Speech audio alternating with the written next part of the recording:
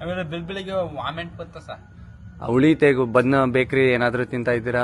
ಹುಳಿದೇನಾದ್ರೂ ತಿಂತೀರಾ? ಅಂತೇನಿಲ್ಲ ಸರ್.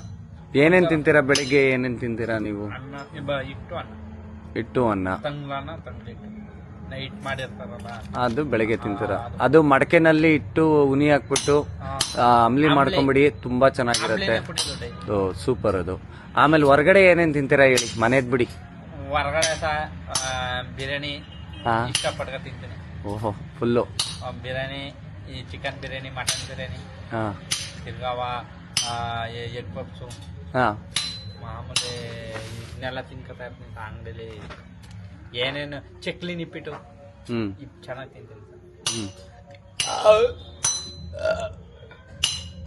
ಅಂದ್ರೆ ನೀವು ಮನೆಯಲ್ಲಿ ತಿನ್ನೋದ್ರಲ್ಲಿ